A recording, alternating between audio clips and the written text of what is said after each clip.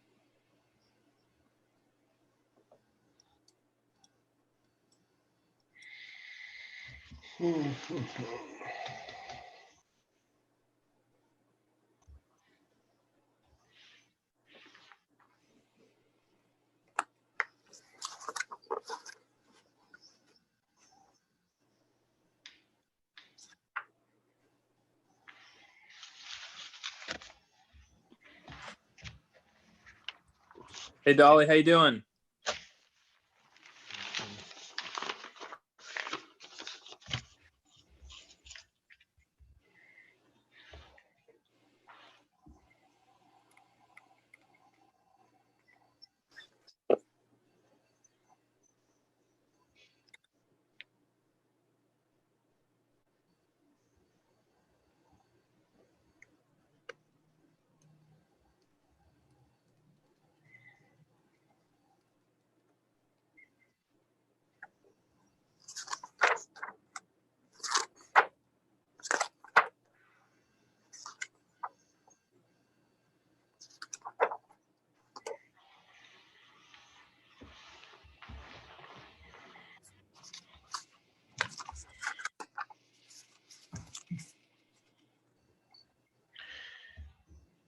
Good evening, everyone, and welcome to our CRA video conference.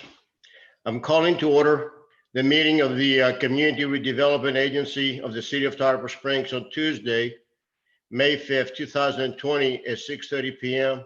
Ms. Jacobs, roll call, please. Chair Alahouzes, Here. Vice Chair Carr, Here. Commissioner Terrapini,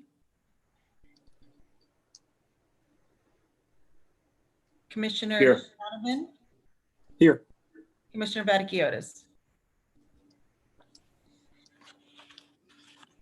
He's here.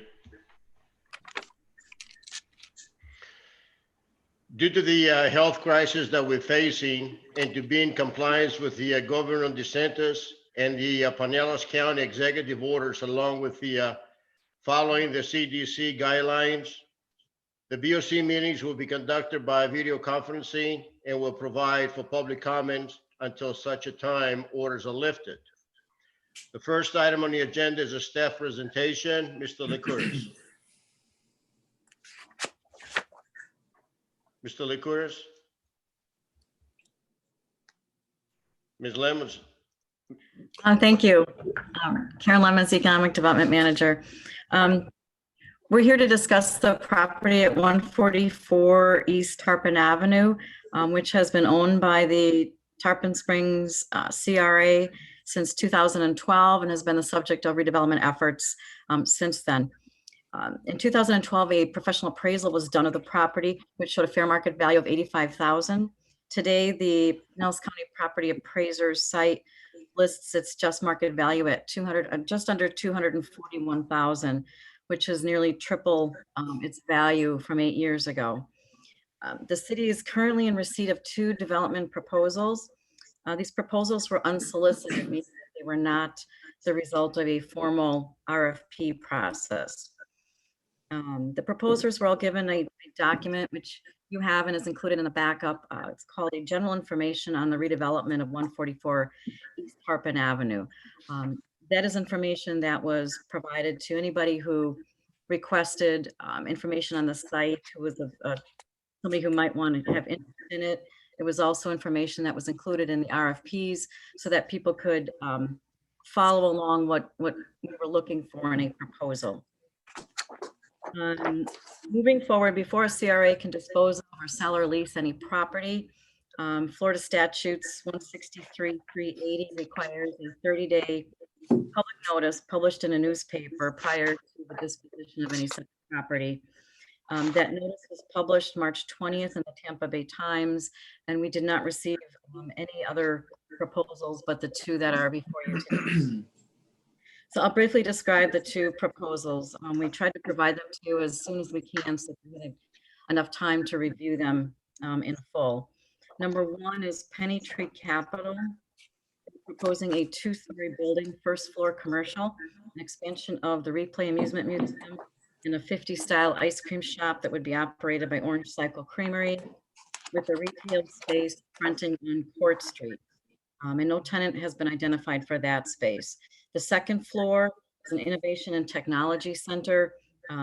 In other words, a business incubator for startup businesses and entrepreneurs. And a rooftop terrace is proposed as a future build out. In terms of the sale price, the proposer is offering $5,000 as a selling price. Number two is Denami Holdings, proposing a 3-story building. First floor would be commercial, which could be retail, office, or restaurant, utilizing the full square footage from Tarpon Avenue to Court Street. No tenants are identified in the proposal. The proposal does indicate that they would subdivide the space as the market demands. Then the second and third floors are proposing 16 1- and 2-bedroom apartments, which would be 8 on each floor. And for the sale price, the proposer is offering a $20,000 down payment, which they're requesting to be refunded at the time of building permitting. Staff has preliminarily reviewed both proposals for consistency with the downtown redevelopment plan and with city codes. Both are consistent with the plan and both provide positive economic impacts to the downtown. The redevelopment plan encourages the occupancy of second floor space with residential and office uses for either existing or new infill projects. And it also encourages redevelopment incentives, including resale prices and loan payment terms that are designed to make the cost of redeveloping more competitive. Positive economic impacts for both projects include an increase in the property tax base for the city, revitalization of underused vacant land, the long-term capital investment of new construction, increased employment, both short and long-term, improved property values and the marketability of the area and the impact that'll have on the surrounding businesses. And then recurring economic impacts are the jobs, the wages, all the different taxes, which are property, utility, electric, water, communication services, stormwater, and solid waste fees. Staff has also preliminary reviewed both proposals relative to planning and zoning matters and consistency with the special area plan.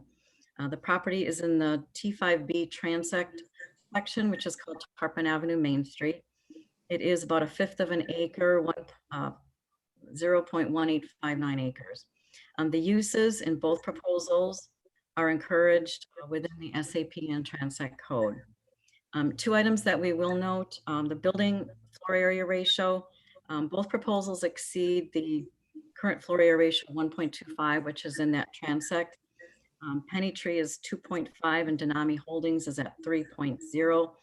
Now the FAR can be adjusted simultaneously within the redevelopment project timelines for either proposal. And that's a process that the planning and zoning would research and recommend. And then the density, the current density in that transect allows a maximum of 22 units per acre with the density transfer. And the density affects the Denami Holdings proposal. Denami Holdings is proposing 16 units, which comes out to 86 units per acre. The city can go through a countywide plan process to get some additional density, and we're estimating that the maximum number of units could be between 8 and 11. Again, that's an estimate. However, since the review, we've been in receipt of a letter from Denami Holdings that They will adjust the residential component of the project to the property density as determined by planning staff. So they're willing to their concept based on the number of units that they're able to get. The fire marshal also reviewed it. He's saying that the building needs to be sprinkled and could require elevator installations and other measures. But again, once a concept is chosen, staff from all of our departments will be working with the proposer to ensure that the building designs are consistent with the Transit Code Character District and all the other city building and safety codes. Negotiation and will also include a sale price and lease purchase terms, which the city attorney will draw up and prepare all the final documents. Once the negotiations are complete, they will all come back to the CRA board for final approval. Included in the information is a memo from the city attorney, which outlines some of that processes. And then again, with that, the purpose tonight is really for the CRA board to select the proposal that as a collective body you feel is the best fit for the downtown, adds to the diversity of the downtown business mix, and provides the highest economic benefits to the downtown. So with that, we're happy to answer any questions. And I know the proposers are here to make their presentations to you. Thank you, Karen. We are now going to the applicant presentations. The presentations will be given in the order of when the proposals were received, and the time limit for each presentation is 20 minutes. The first presentation on the agenda is Penny Tree Capital.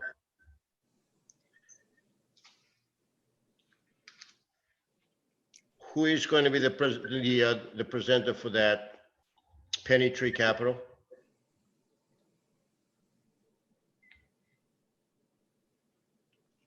They're joining now.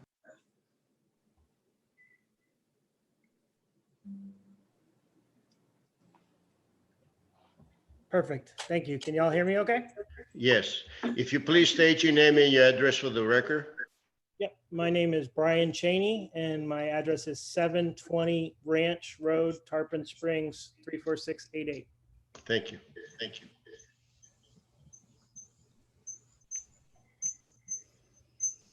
All right. I'm going to share my screen. Does everybody see my screen okay? Yes.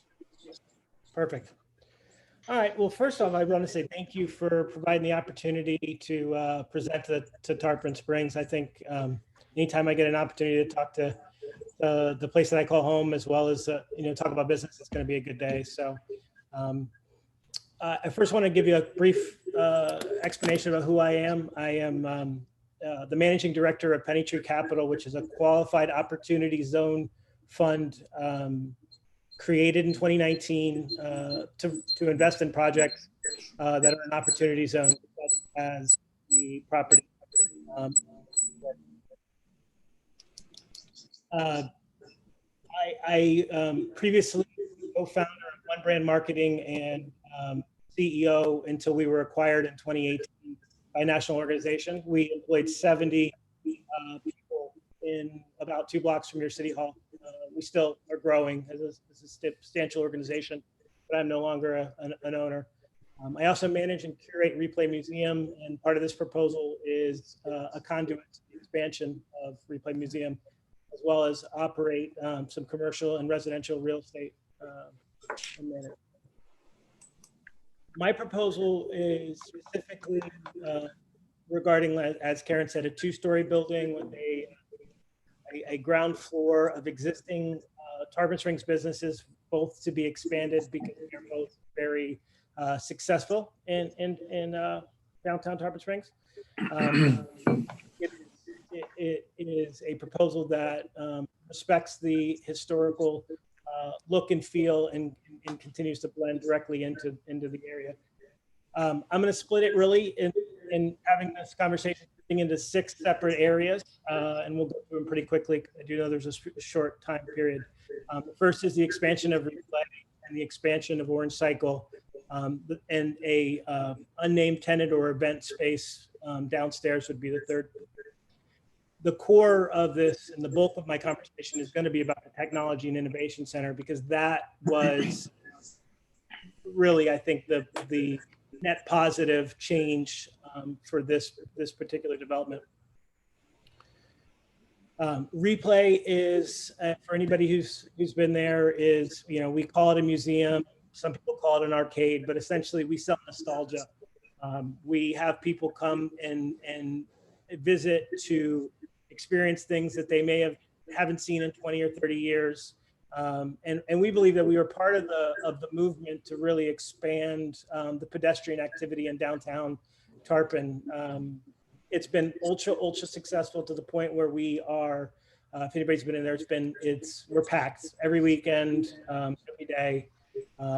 We have a very high demand for private events that we can't satisfy in our current location. So that's part of the pitch about this is to expand that and expand some of the private areas for corporate events. We have a lot of requests for corporate events. And I think it'd be a good point for everybody to recognize, I do own 119, or excuse me, I manage a company that owns 119 Tarpon Avenue. So we would if the proposal was completed, we would release and bring a new business into the downtown area for that space.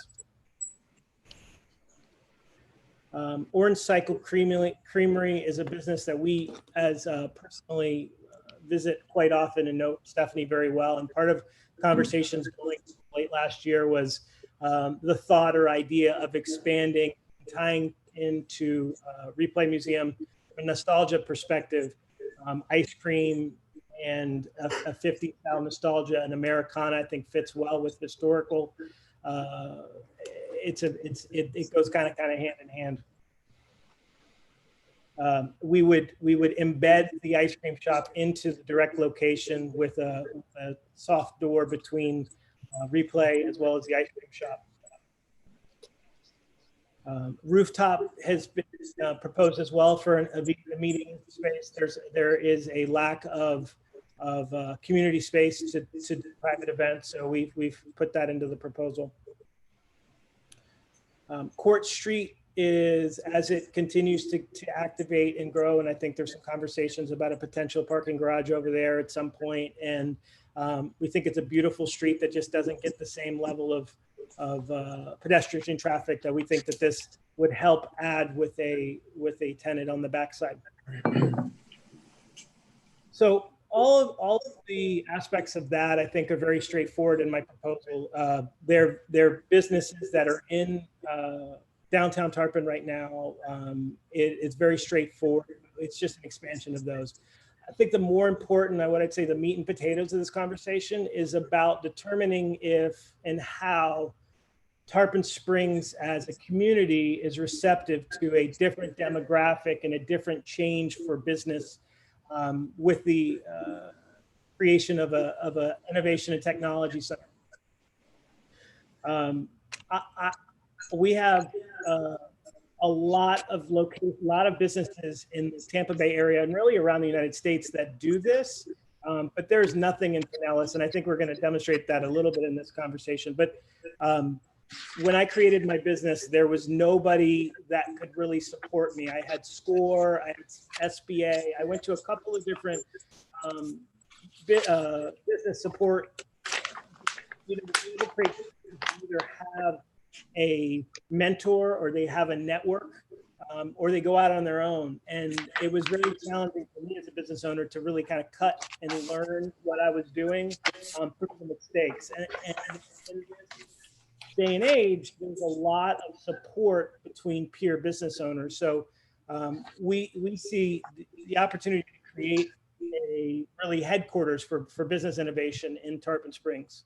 And we see, engaging business leaders, promoting entrepreneurship, advancing anybody who wants personal development in whether that be technology, whether that be learning new skills.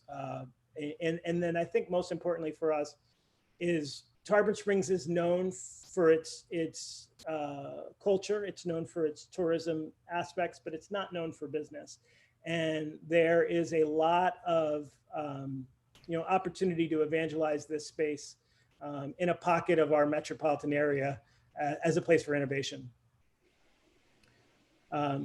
way we see that happening is to stimulate the economic growth by creating a location that is based on co-working. And I'm not sure how familiar people are with co-working, but what co-working is basically the ability to have a community business space. Maybe a virtual office is a more traditional way of saying it, but where anybody can sign up and have a monthly membership to go and have the access to business resources and education about creating businesses, accounting, legal, marketing, technology, being able to have one central place for those things to happen and to collaborate with peer business owners.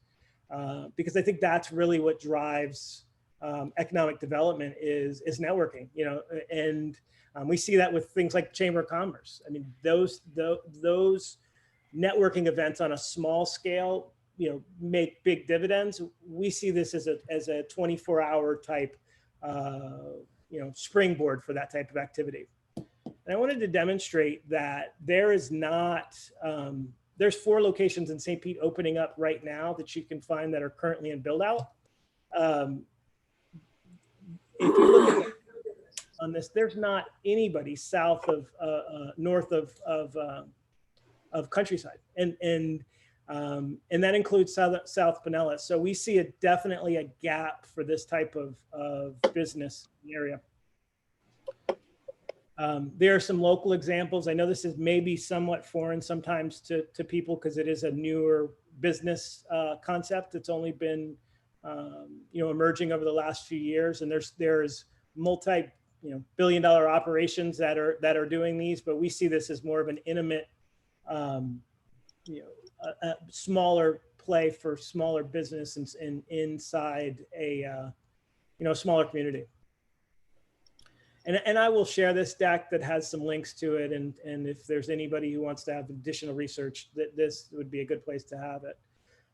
The facilities upstairs would have basically shared workspace, as well as the opportunity for businesses to have a private office, you know, at very, very low cost, because it's really I don't want to say a sublet, but it's really a fractional ownership or a fractional, you know, ownership of that of that space. So a lot of businesses can get their start and have private professional offices and professional meeting areas without having to spend, you know, hundreds or thousands of dollars on leases and lock in for long terms. But they have all the access to the business the business services they would need, as well as the consultation for growing their business and scaling it. Here is a picture of a, you know, potential layout that essentially just shows common areas as well as private areas. On the back side towards Court Street, we also see a possibility of doing a, you know, an educational area that people could use for special events, for educational seminars, things like that. You know, really any type of business could use it, especially the small businesses that are here now. It really doesn't matter, particularly industry. This is relatively new, not necessarily virtual spaces. You know, there are companies that have been around doing virtual offices for a very long time, but the idea of combining a collaborative and innovate in a technology, you know, interaction is definitely a little new. And it's growing. It's something that's happening, whether it's going to happen in Tarpon Springs or it happens in St. Pete or Tampa, it's happening. I think it's extra important for people to think about from the basis that over the last few months, certainly was a little jarring. I think, and anybody would remember this, in 2008, you know, the gig economy, the sharing economy, the way of people controlling their own destiny with a side hustle, if you will, that all emerged because people had to do what they needed to do to survive. And I see, this is just me being a little, you know, of my opinion, but I see the future requiring even more so of that. And this type of location now helps serve very, very micro businesses that are going to be that exact type clientele.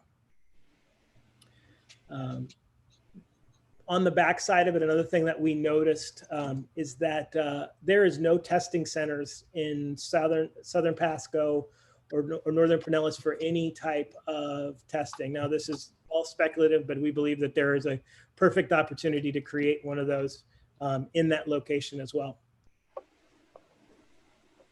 We see the benefit of multiple stakeholders in this. I mean, anybody from the city of Tarpon Springs, really catalyzing the economic activity to the residents. Businesses are working remote now. And businesses will continue to work remotely post-COVID 19, and this is a way to support those businesses in those areas. I think the bigger group is really the entrepreneurs and the future entrepreneurs that really need the support. I wanted to show this group because I'm very impressed by Techworks of Gaston, North Carolina, because they are very, very similar in both geographic proximity to a metropolitan area that have done something very, very similar and have been very successful. I found out about this because one of my employees rents space from them, and in their business that's remote, one of our developers. I guess I can't say he's my business. He's my employee anymore. He's one of my coworkers. But he rents from this environment, and it's changed the way that he operates. And it's a Gaston, North Carolina. It's the county over from Charlotte, North Carolina. And so they're distant enough from the metropolitan area, but they still have the type of people that would be traveling into Charlotte, North Carolina to work. So we see them keeping their talent local, which is much more beneficial to their local area than having them travel. And in our case, travel to someplace like downtown St. Pete or downtown Tampa or Ybor City or any place that there's, whether it's tech or creative activity or any type of business activity. So it's working, and it works in other places. So I was inspired to put that here. It is my business is over 20 years, operating businesses for over 20 years. And I wish that I had something like this. So after we sold the organization, my desire was to do something to give back. And this is the way that I see best fit to do that.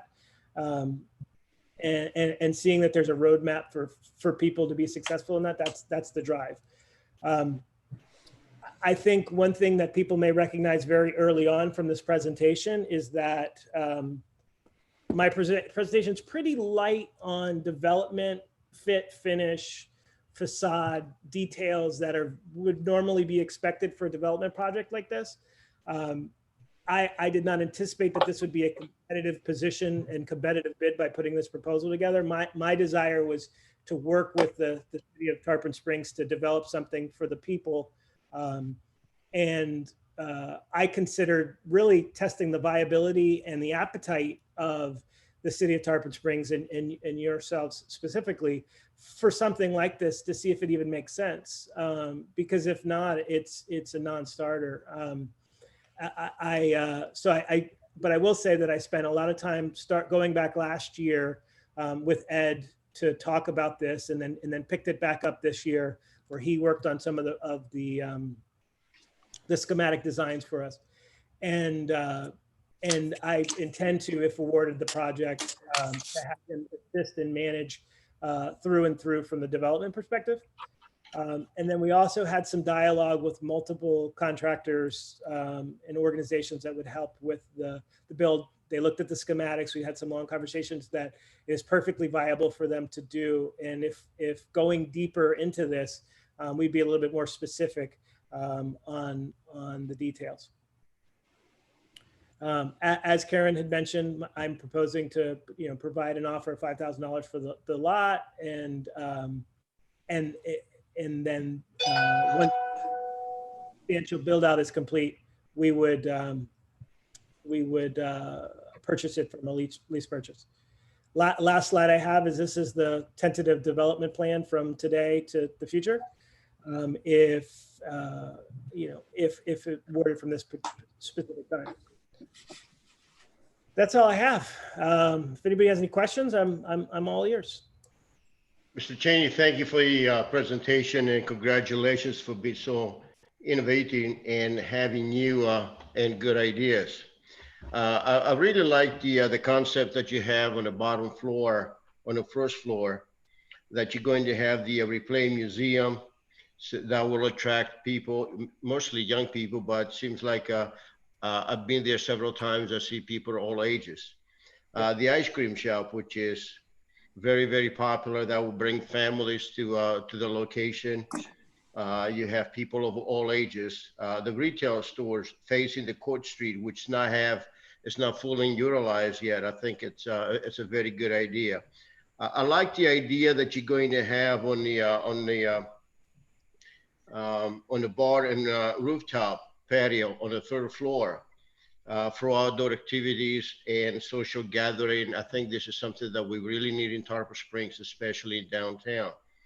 The concept on the second floor, which is very innovating and new idea, you wanted to have a technology center, training center, and education center for professionals, residents, and students to enjoy the workspace and having access to the technology. I really admire your ideas and the way of thinking, but being that this is so new and unusual for the area of Tarpon Springs, I'm just wondering if you have a secondary plan in case that concept doesn't work out. So you have something else that you can actually substitute So that. that's a good question. So I think financially, the building really can get supported by the downstairs tenants. And the upstairs, if you look at the plan, it's pretty open. So it could be kind of flexed and reintroduced to a commercial, commercial use. So it wouldn't be, I think one of the real concerns is to make sure that something isn't built for one purpose that can't be repurposed, because I mean, we've seen that with many buildings that you have to rip the whole thing down to the four walls to restart, and it's just not feasible. So that's the way we would want to do it, is very open. Yeah. Again, thank you for the presentation. We go into the commission comments, and I will ask Vice Mayor Carr to comment on that. Thanks, Mayor. Mr. Cheney, thank you for the presentation tonight and your willingness to stay in Tarpon Springs. And you have a couple of successful businesses within Tarpon Springs. And I really, when the Replay Museum came into Tarpon Springs, I kind of turned my head. I'm like, oh, that's a neat idea. And it's really flourished really, really well in downtown. So I just want to say congratulations on that. And thank you for your willingness to bring that here to Tarpon Springs, because there's so much history in Tarpon Springs, and really walking down the historic street of Tarpon Springs into a pinball, I guess you'd say, museum is really an impressive thing. So first, I just want to say thank you for that. And thanks again for a creative presentation. I've heard of these innovation hubs before. I haven't really seen it in person at all. I guess I'm just curious, is there like a target number of members that you would shoot for? I mean, I would imagine that would fluctuate, or how does that work? That's a great question. So the industry, there is an industry guidance that the associations assume about 60 square foot per member in it. So taking that, you can kind of do the math that we think about 122 concurrent users at any one time. Okay. And then how long would someone stay with this concept? Is it more the goal is to help businesses grow and then move on to their own space? Or is it just, you know what, maybe you're just a one-man shop and you could use the conference room when you need to for your businesses, and et cetera? It depends on the type of business. I mean, if you are a consultant that you just don't need to work from your house, but you want a professional space, but you're primarily doing your work online, you may be there in perpetuity. But if you are a startup that is using this as a way to be lean in costs, then you're using it as a springboard to get established before you go off into your own space. So it's really, I guess I see it tiered. You have a shared user, you have a dedicated user that may have an office with 2-3 people in it, but it's locked and it's their area. And then you'd see them really kind of get out of there once you're at 2 or 3 employees. Okay. Got it. Well, I mean, you're pretty detailed in your presentation about all of that. So, I mean, there is a demand for venue space in downtown Tarpon as well. So I appreciate you making a pitch and putting this packet together for us. No problem. Any questions, I'm always here. So, thank you for your time. Commissioner Terrapini. Can't hear you. I Sorry, do that Mayor. all the time. Yeah, sorry about that. Thanks. I just want to first take the opportunity to thank everybody who's been involved in this process over the course of the years. Definitely the applicants on this last go around for taking the time and committing the resources to put together such a thorough presentation, and also your interest, in Tarpon Springs just in general. I know that you have the Replay Museum and some other investments, and you live just outside of town. So to you and the other applicant, I just want to say, thanks for your investment first and foremost, but your continued interest and continued investment. And then also to the board as well. I mean, ultimately, we've had this piece of property for years now and haven't wanted to part with it in, more of a traditional sale. And that, basically was for a reason. And the reason being collectively, we wanted to maintain some, for lack of a better term, control over this parcel and the way that it was developed and the time frame associated with it, and basically making sure that the public's, that the project in terms of biggest bang for your buck went as far as it could for the public, right? And essentially act as much of an economic stimulus and economic catalyst for the downtown as possible. So regarding your application, I think it's very detailed, and I can appreciate that. All of the design work looks, absolutely fantastic, especially the Court Street side. I like how you did some of the kind of domed entryways to break up the Court Street facade. And there's no doubt an opportunity on Court Street for, more growth and development. I think we're fortunate to see our town and our urban core at a point now where the main street is growing, not just down Tarpon Avenue, but, out east and west, north and south. And you're seeing a lot of these other roads, Lemon Street, Court Street, and alike, starting to catch on to some of this redevelopment. So it's really encouraging to see, and there's without a doubt an opportunity to grow that down Court Street. That said, I think the Innovation and Technology Center is definitely a unique idea. And throughout my travels, I've seen that become more of a reality in these, urban areas, especially that are growing. And a business incubator is something that this commission has discussed for some city-owned properties as well that are already in existence. So I think that's a great idea. The Pearson View Testing Center is a great idea. For me, I'm looking for like the biggest bang for our buck, right? So in terms of bringing people to town and them spending money, et cetera. So I was a little disappointed that I didn't see a residential component to your presentation, but nonetheless, I think it was great. It hit on a lot of factors that we were looking for, and it'll definitely bring people to town one way or the other.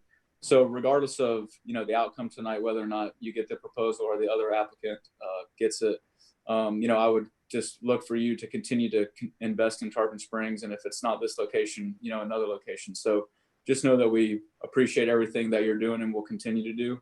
And hopefully we continue to have more public-private partnerships with you. Yep. Now I will say one thing I want to say is I'm not going anywhere. This is our home. We've laid roots here. We're not going anywhere. So this is our home. That's good to hear. Thank you, Commissioner Donovan. Yeah, thank you, Mayor. And first, I just wanted to thank Mr. Cheney for the detailed presentation. Really appreciate all your hard work in Tarpon Springs, and I'm glad to see that it's paying off. If any of my questions get too detailed, just let me know. I know these designs are all pretty preliminary. My first question is just, are those expansions still feasible on the bottom floor given how the pandemic affected the economy? So is that something that's still feasible for you and for Orange Cycle Creamery? That's a very good question. I am very, let me back up. I thought that there was not anything in this world that would disrupt the business model of Replay, and plan to open up many locations, because really you can't be technologically disrupted in pinball, right? Like it's not, nobody's going to make an app that's going to replace pinball or classic arcade games. We do recognize that we're going to have to be a little bit more thoughtful, like any business that has, you know, people putting their hands on a lot of stuff, to be a little bit more thoughtful about it. But I have zero concerns that the business can't support that location. You know, if we were going to put a place in downtown Disney, or someplace where the lease cost would be so astronomical, I'd be a little concerned. But this is not just a good business, but it's also a passion of mine, and sharing it with people is a driving force that I'll continue to do regardless. I just may not do it on, you know, the 10th floor of a shopping center, or someplace that's the lease is so obnoxious that it just doesn't make financial sense. But this is well under that. Yeah, I understand. Thank you. As far as the Innovation and Technology Center goes, how do the charges work? I clicked on the websites of some of the places that you had mentioned that are growing in St. Pete, specifically the one that's called The Ring. I really found interesting. So I clicked around on some of those, and they each have different kind of pricing methods. Some have like a day pass. Some say, hey, you know, you rent out the private office. Some have like reservations type stuff. How do you intend on making the charges? That's a great question. So you really have two types of users. You have a shared model. I mean, there's really three types. There is the day pass type person, but the shared model of a very low monthly of maybe $100 to $175 a month for the access to the facilities. And I say low, I mean, that's in the grand scheme of somebody having an office space, you know, that isn't a coffee shop, is you know, rather you know, inexpensive. And then stepping up to a dedicated space where somebody has their own loft, which would really just be a fractional, you know, part of the space. That'd be a little bit more expensive, but still less than them having their own dedicated office. And then you itemize a la carte items such as access to conference rooms and access to those. I think one thing that we consider a little bit unique is the business consulting services, and whether that is marketing, accounting, legal, is just really an on-demand a la carte of guidance that is beyond, you know, just normal conversation. And we see that as a revenue model to help as well. And then the last aspect outside of the people is the space rental, and we see the testing centers as being able to support on a stable basis that isn't really dictated by the amount of people that are, you know, enrolled, if you will. Okay. And is there any technology provided? So like, are you going to have desktop computers there or anything like that? That hasn't been something that has been considered, but I mean, other than in the testing area, of course, the testing area would have those. But you know, that's an interesting, you know, thought. I haven't really thought about it to think that if people needed their own space. I mean, in this day and age with how laptops are, I mean, I don't want to take for granted that everybody that's operating a business would be operating that way. So it would be something I'd think about, but I wasn't considering that at this time. Okay. And then when I was reading through the application, I know you said there would be a jukebox downstairs, the possible event space upstairs on the roof. I was just curious if you think, would any of that noise be a factor for either the workspace or the testing center? Like, would you have to schedule the tests kind of around when those were going to be open? So the testing center is on the south side over by Court Street. So I feel that and I thought about that from the testing side, that is partitioned far enough. If you look, they're catty corner from each other. So the front side that would have noise, and obviously the pinball machines is a concern as well. So what we would want to do is really a study on noise insulation and making sure that is contained. Certainly would be a study that would be investigated, because the last thing we want is to have people trying to be in a quiet environment being, you know, blips and bleeps being you know, heard from their proximity. Okay. And then on the rooftop event space, is that something where like if a bar contacted you and said, "Hey, we'd like to run a bar from the roof," would you say no? I want to keep it as event space, or would you just kind of take a look at the specific, I think specifics?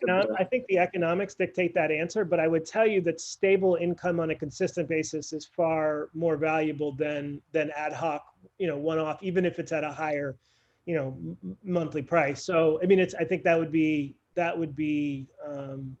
be appealing to have a full-time bar there. Now, I can tell you this is just myself personally. With Replay itself, there's a lot of businesses that combine a bar and an arcade, and they call it a barcade. Somebody trademarked it, but it's a thing. I don't drink, and my family doesn't drink, so I didn't feel good about creating a business that I didn't understand. So that's why, otherwise I probably would create some sort of tied interaction between a bar and Replay. It's just not my business that I understand. Okay. Well, hey, I really appreciate your responses. That's all the questions I got. Thanks. No problem. Perfect. Thank you. Commissioner Matikiotis. Thank you, Mayor. Good evening, Mr. Cheney. I very much appreciated your presentation, and I don't have a whole lot of detailed questions. I look at pretty much the uses and look at what the city's needs are with the various plans that we have in place.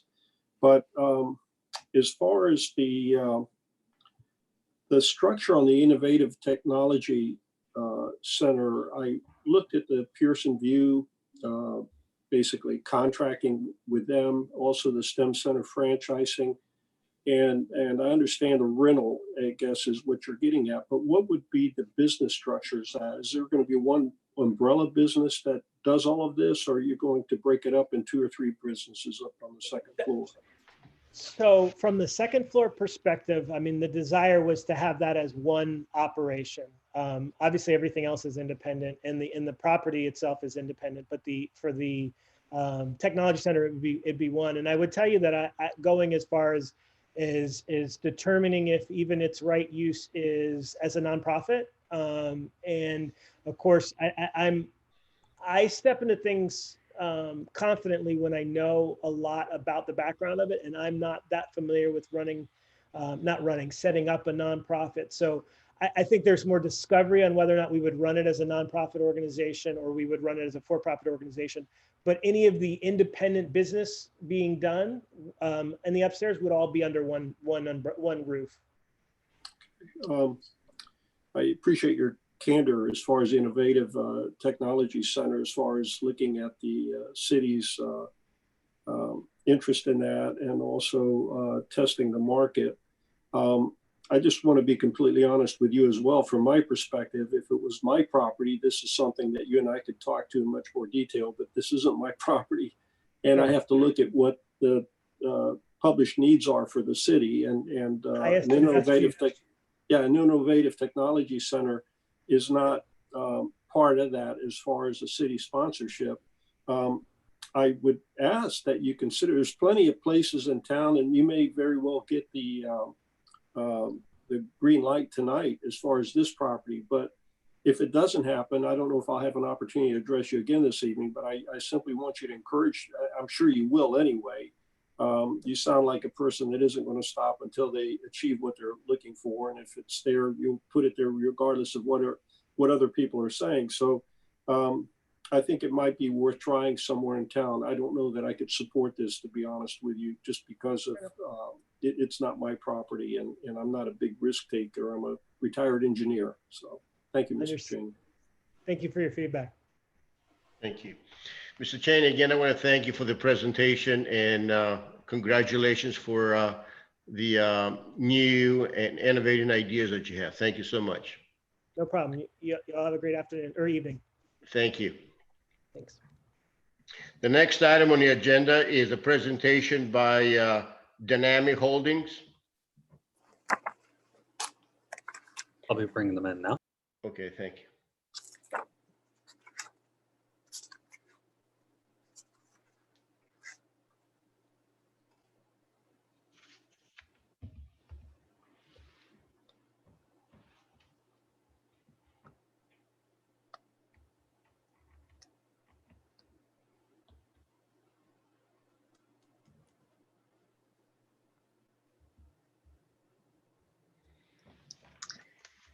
Good evening. Can you all hear me now? Sure.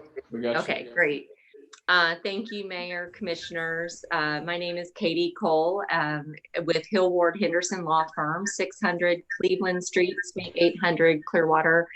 And I really appreciate the opportunity to be with you this evening. I want to say that twofold. One, just to be able to speak to you about this topic, but secondly, the effort that your city manager and the staff has done over the past 6 weeks during the pandemic to continue the business of the city moving forward, figuring out an effective way to host these virtual meetings. It is greatly appreciated. Not all of the communities that I work in have done the same thing. So I just wanted to applaud your staff and you all for supporting that, because it's greatly appreciated by the private sector that you all are doing that. So as Ms. Lemon said, we represent Denami Holdings, and Nick and Leon Mavromatis and Kostas as well, Kurtamalitis, and I knew I would say that one wrong, but and before we get started, I just want to go through a little history. Our clients and the proposers worked last fall talking to staff and some folks around the city about these opportunities, and in January submitted an unsolicited bid to the city for the acquisition of this property. The CRA staff requested more information, so they provided some more information in February, some more information in April, and then the final package that really brought all of those prior submittals together as part of what you have before you today. So we understand that there were 2 unsolicited bids prior to the advertisement, and we appreciate the opportunity to talk about this one, which differs predominantly because it has a residential component as opposed to the second floor office component. So with that, I would like to turn it over to Nick, who is going to speak some about their background here in the community and their interest in this development. So I don't know, Ms. Jacobs, if we can get over to Nick. On? Can you all hear me? There you go. We can see you and hear you. Good. Okay. Everyone can hear me also? Can they hear? Because that might be. We can hear you. Okay, thank you.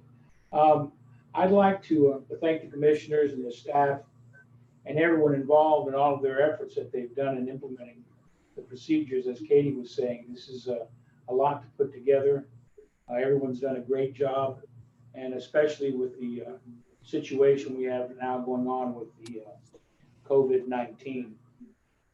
Some of you, if not all of you, may recognize me, since I've appeared before you on several other projects that we've done here in the city of Tarpon and are currently involved in the city of Tarpon.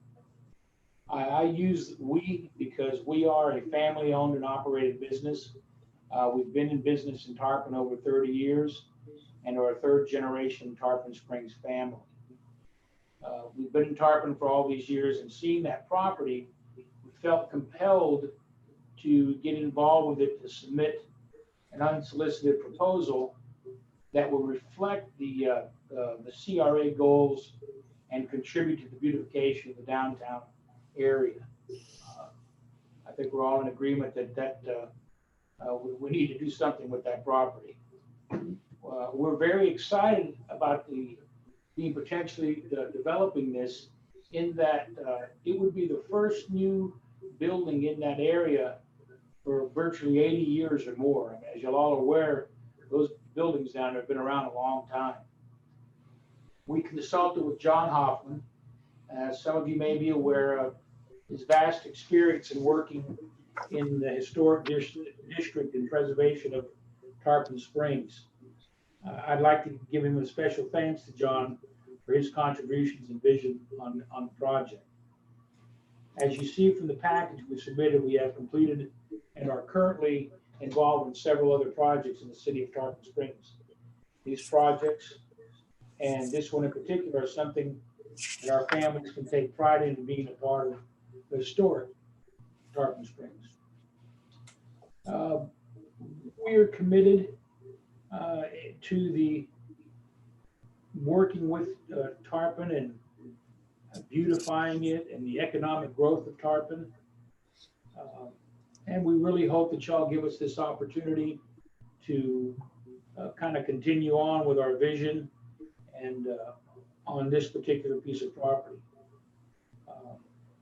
Ms. Cole will be going over the proposal with you in more detail. Once again, I want to thank everyone. If you have any questions, please ask away, and I'm sure you may have one after Ms. Cole's presentation. But, I will be standing by. Thank you. Can you all hear me now? Yes. We can. Yes. Okay, I didn't know how it switched back.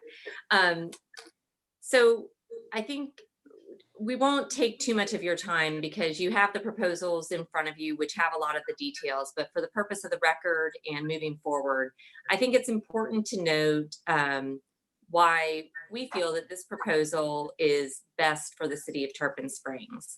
The first thing is that it meets the criteria for mixed use development. As Ms. Lemon said, as a reference, on the city's website for over a year has been a general information form dated January of 2019 that talks about this property. And the very first relevant priority speaks about it being a mixed use process for this property with first floor commercial and or second floor residential, and a third floor being permitted by conditional use. And that's exactly what Denami has brought to you, is a first floor retail commercial and a second floor and third floor residential. It meets the city's vision for building with design and quality and historical integrity. As Nick stated, Mr. Hoffman has probably been one of the most prolific designers in downtown Tampa doing restorations of historic properties, and has appeared before you all and the Historic Preservation Board a number of the properties in downtown Tarpon Springs, many of which listed in the proposal. And I think that's important to note that while the renderings that were included in the plan show what is an iconic building, it fits in with how Tarpon Springs feels and the other historic presentations that have been there. The proposal activates both Tarpon Avenue and Court Street. You heard Mr. Cheney talk about Court Street being underutilized, and that is important. It's important to have access and opportunity on both of those sides. It's really interesting. That the CRAs, many communities go through this. And when I was looking at this proposal and the developments and the ask, I had to think about a project that I recently worked on in Safety Harbor, which had a very similar expectation that has been hugely successful since opening, combining retail and restaurant on the first floor. This one had office on the second floor and residential. So having those uses and bringing residents to downtown is what downtowns and cities want. I think repeatedly in the special area plan and in the CRA documents, the city talks about its desire and vision to have pedestrian-friendly residents there to support the businesses all year round and all day long. And that's exactly what we're trying to do here. This is the only proposal which provides specific and achievable schedule of work and opportunities. I know in the PowerPoint presentation, Mr. Cheney did provide a schedule, but you're dealing with a developer who's familiar with Tarpon Springs, familiar with your staff, familiar with the processes, and can get things done. The financial aspects of this deal work for them. There's supporting documentation in the proposal with respect to that, and they're ready to get started immediately. This is not a speculative proposal. This is a real proposal ready to go to support the downtown. It offers residential in downtown where there's a limited amount of development today, and it's definitely a sure thing. So really, with you, I'm sure have very specific questions. I won't go through each of the technical aspects. I think it is important to note that this proposal did address those very technical aspects. It talked about the criteria for approval and the developer's background. And while those things weren't specific, those are things the city sought information about in 2019 when it went out for an RFP. And so the proposer felt that it was important to provide you that justification and that authority so you knew what you were getting was a sure thing, and that the timeline, 60 days to submit plans, reservation board, planning and zoning board for site plan approval, and then conditional use approval for the third floor. So while there are details to refine with respect to the exact square footages and the number of units that would be supported by the comprehensive plan and the city boards, that's certainly a process that Denami is very familiar with and looks forward to proceeding with and working with the city staff on specifically. So we won't belabor going through line by line and each of the pictures. I think, as you all know, I'm before you enough that I usually use the Elmo, so me sharing my screen on my iPad was not going to work for me tonight. I knew that, but I also had confidence that you all were looking at the beautiful picture that Mr. Hoffman provided of the elevations of Tarpon Avenue, how that third floor is recessed, and it really gives the flavor of walking down Tarpon Avenue and is reflective of the other historic buildings that are there. So with that, unless Nick, you have anything else to add, I think we can just open it up for questions from the board. No, I don't have anything at all, Katie, no. Okay. Well, Mrs. Cole and Mr. Mavromatis, thank you for the presentation. And you are proposing mixed uses, which is desirable to have in downtown. Your concept is promoting walking community, foot traffic, and accommodating those that can't drive. That was the idea, to have mixed uses in downtown. You're proposing to have retail on the first floor and residential on the second and third floor. I know on the first request, on the package, it shows that you wanted to have 8 apartments on the second floor and another 8 on the third floor, total of 16. And then we received an email saying that was an oversight and really didn't say what is your desire and what are you looking for. Mrs. Cole, would you please explain what do you have in mind? Sure, I think there's an intent to maximize the number. Can you all hear me yet? Sure, we can. Okay. I know there is some sort of a delay, so I didn't want to speak too quickly. There is an intention to maximize the residential density. It's a mixed use development. The maximum residential density will be directly related to the FAR on the first floor and what's available through the comprehensive plan. And so at this point, if there's a transfer of density and you can get up to 22 units per acre, then that is what the developer would seek to do. The staff has indicated that's probably, they don't anticipate more than 11 units or so being permissible on the site based on the current regulatory structure. And Denami is comfortable with that number and providing that number of units that would conform with the code. Okay. Thank you. And of course, you mentioned about the third floor that is a conditional use. So it's a process that we have in place that the applicant has to go through. So you're familiar with that. You've done it many, many times in Tarpon Springs, and we thank you for being involved with that. One thing that I want to make it clear, and I'm sure Mr. Mavromatis knows that the parking is very limited in downtown, even though my goal and the goal of my fellow commissioners is to provide parking space, parking garage in the future. Of course, we don't know when this is going to happen. How many parking spaces do you think you're going to need? Having retail on the bottom floor, residential on the second, and residential on the third floor? There's currently not parking proposed on the site because of the available parking in downtown. So generally in urban areas, like for example, in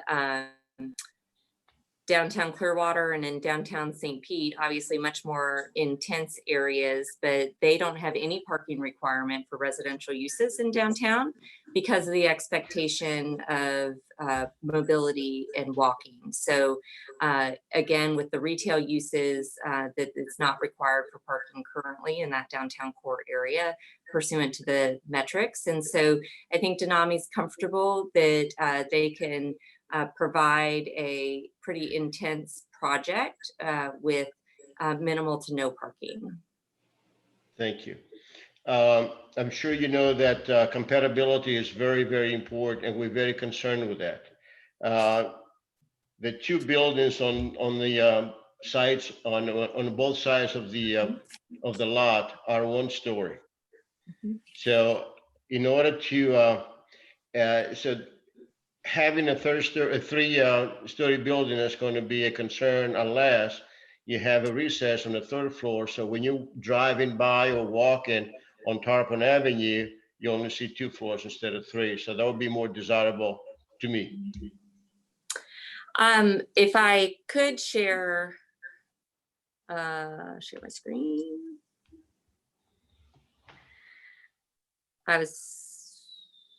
Never mind. I was trying to share my screen, but I don't know how to do that on my iPad, so I apologize. Okay.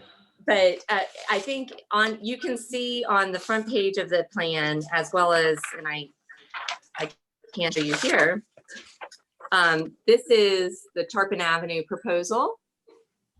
And you can see how the 3rd floor is set back. So you see the 2nd floor has a facade and has a transom at the top, and excuse my architectural language, that indicates that it's very similar and consistent with 2-story buildings.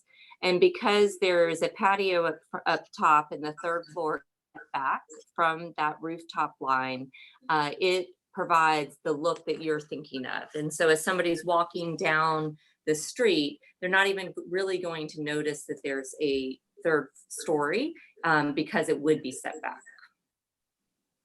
Again, thank you, Ms. Call, and thank you, Mr. Mavromatis, for presenting the application to this important project for us. Thank you. Thank you.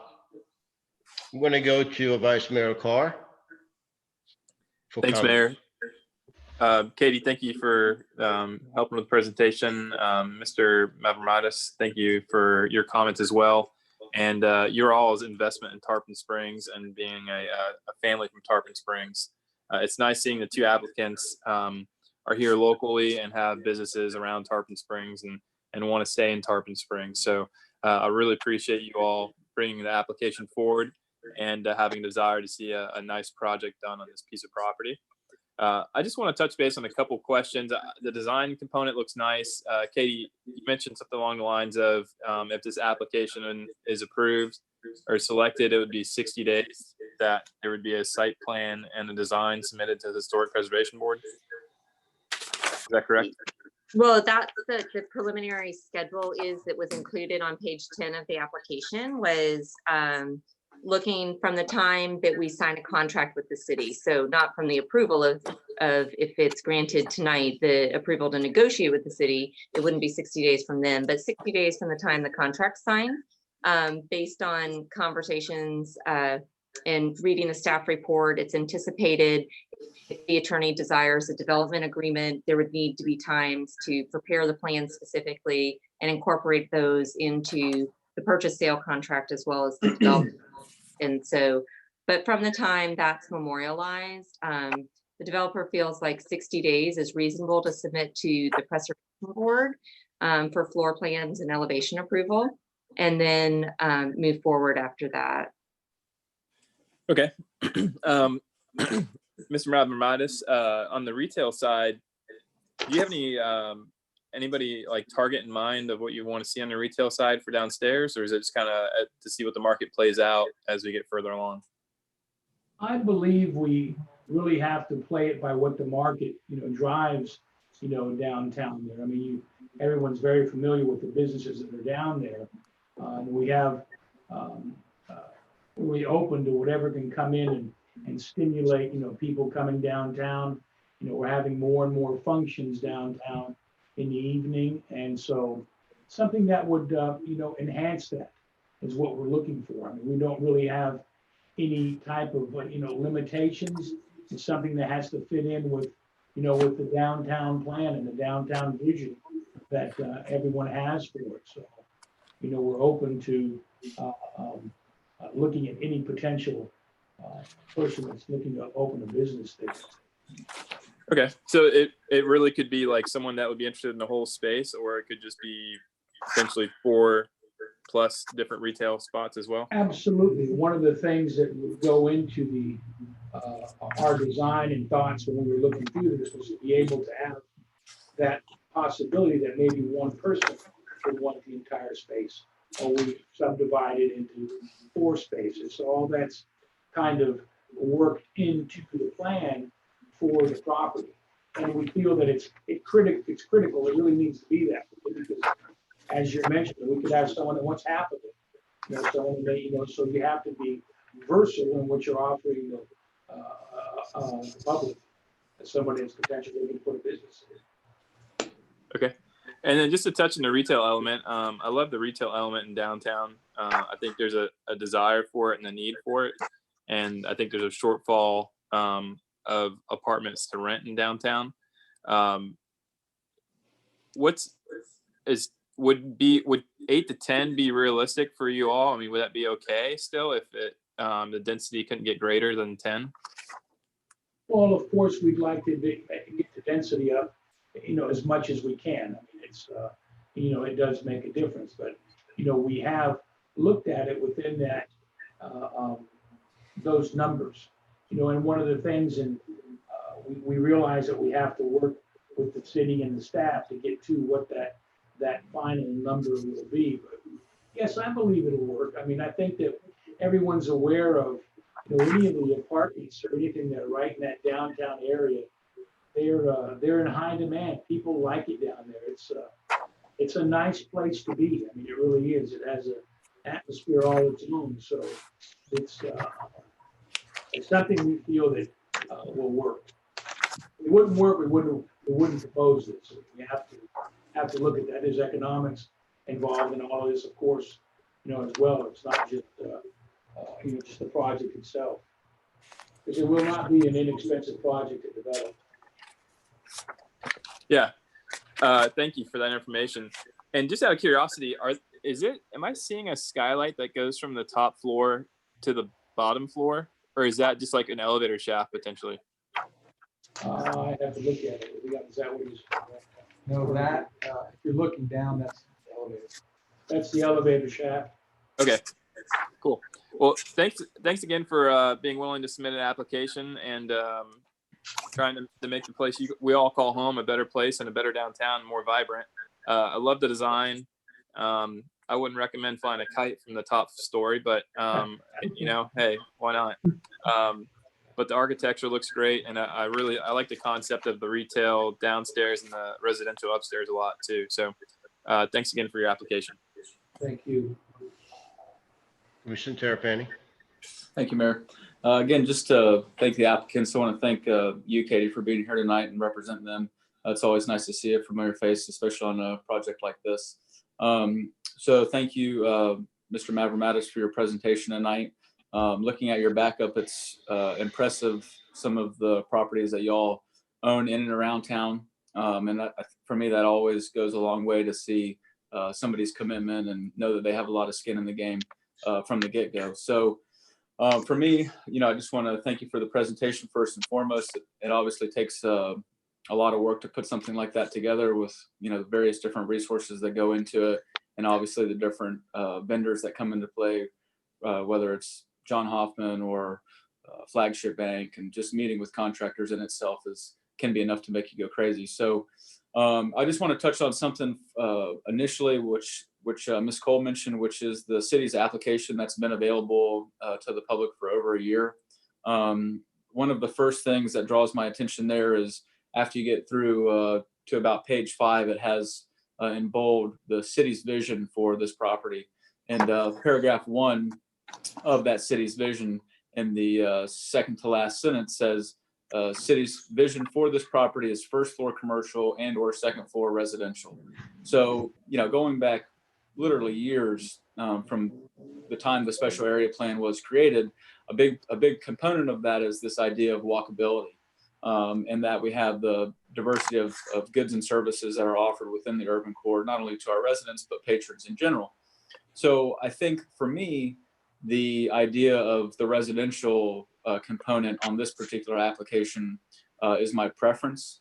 I think that dollar for dollar, if you can add, whatever it may be. I mean, the applicant's already said that whatever the density is, the density is. So, I mean, let's just, for round numbers, say it's 10 or 12. But if you can add 10 or 12 residences in downtown on one piece of property, I think that speaks volumes to the economic benefits that are associated with that, right? So, you have these people in downtown that are literally supporting the businesses in the downstairs and on Tarpon Avenue, whether it's the meat market or the hair salon or the yoga studio. And I think that that's really what we've been striving for as a community for, basically over a decade. So for me to have the residential component goes a long way. People used to say years ago, oh, we've adopted this whole walkability thing and you don't ever see anybody walking around. And that's because, they weren't living in and around the downtown urban core, and there was nothing for them to support. So, now we're fortunate enough to where we have some great, vibrant businesses and our downtown's growing. And there's just not any availability of market rate apartments in the immediate urban core, let alone an apartment that's brand new. So I think that that's really encouraging to see. I like the fact that there's a balcony not only on Tarpon Avenue, but also on Court Street. I think that design-wise and architecturally speaking, the balcony not only on Tarpon Avenue, but also on Court Street goes a long way for that continued growth and redevelopment on that Court Street corridor.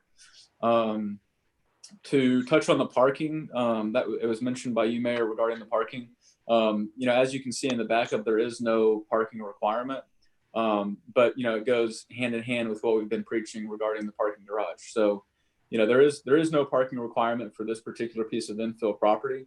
But I do think that it just furthers our discussion on the board about the need and the demand for that and how we try and address that moving forward.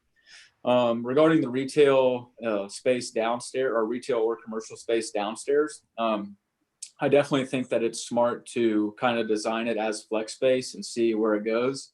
I think that as the city, or as the applicant breaks ground on this property, I think you'll see it become a pretty big buzz around town, or at least we would certainly hope so. And throughout the construction process, I think you'll see a variety of business owners or conceptual ideas arise that will basically lease the downstairs. The downstairs will lease itself. So conceptually, to leave it as flex space and be open regarding one big tenant or multiple tenants, I think is the right route to go. As far as the third story, it's been discussed tonight that would be that approval would need to come as a conditional use. So there's an additional layer there, not only for other advisory boards, but also for this commission coming back. So I don't have any issue with that. I think it was smart to, I don't know if it's the right term, but to layer cake it, I guess, to where the third story is set back off of Tarpon Avenue. And I would also mention that at least one of the adjoining buildings, even though it's single story, the ceilings are really high. So it's probably a story and a half. So it won't look, schematically speaking, it won't look out of place having a 3-story building there, in my opinion. Mr. Mavromatis, I see in your presentation that I know that you said you would have a mix of 1 and 2 bedrooms, but I was just out of curiosity, do you see that being about a 50% split, or how would you envision the number of units in terms of 1 and 2 bedrooms? About 50-50. And then we're hoping in that in pre-leasing, we'll kind of see what the demand is. But I believe it's going to be something around 50-50. Gotcha. And then I'll just mention that in the back of the interior residential corridor, I just mentioned to you how nice that looks. Really looks first class and professional, almost looks boutique hotelish, which leads me to my next question. I'm sure you're aware that in this area you legally and permitted, you can have short-term rentals. So my question is, given that the project looks so nice and this interior corridor to me looks, like I said, very boutique hotelish, do you have any intentions of offering some short-term or seasonal rentals? It's not something we've discussed it. We haven't, decided on it. I mean, it all, it's going to come down to economics. It's going to come down to demand. And, and if we have enough, to me, if we have enough full-time residents, we, have it that way. But, once again, and you mentioned the design, we feel it's going to be very appealing potentially to not only people that want to rent it year round, someone that may want to come in, to spend 3 months, 2 months, whatever it might be. So we have that, we've got that flexibility. I mean, and we have to be that way in the development. Sure.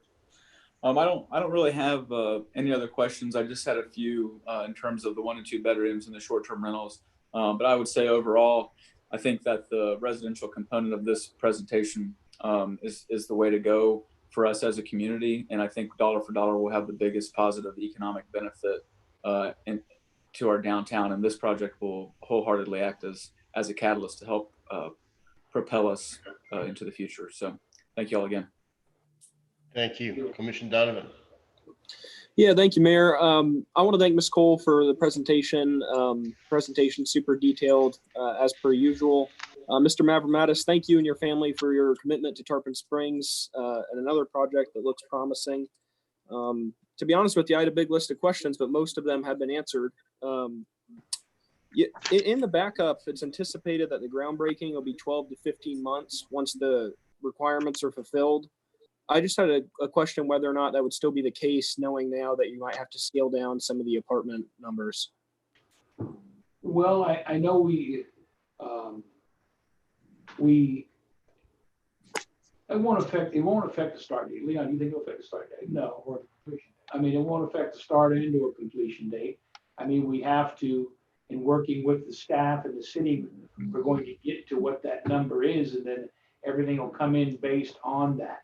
So therefore, we move forward on whatever that is going to be construction-wise. If it's going to be 10, 12, we'd like to see it be more, but we have to go with, what's going to work and what's going to be allowed. I mean, that's the bottom line. Once it's designed and it's all approved and the permits are cut loose, I mean, we're ready to roll with it.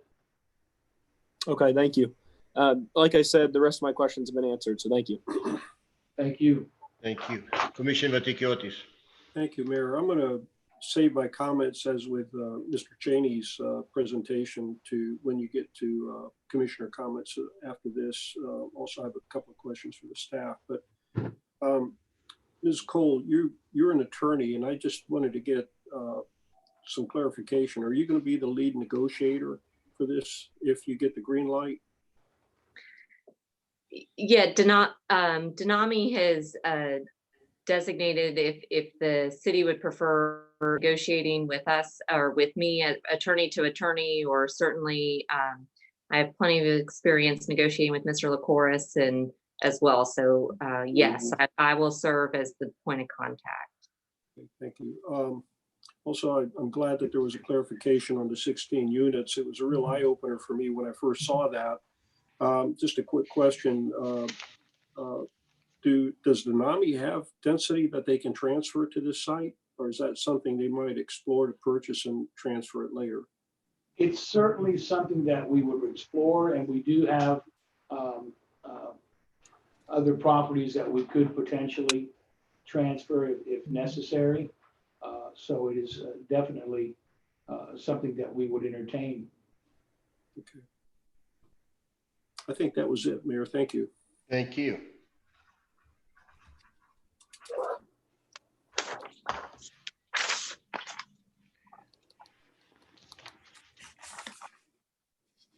We are now going to the public comments for both presentations.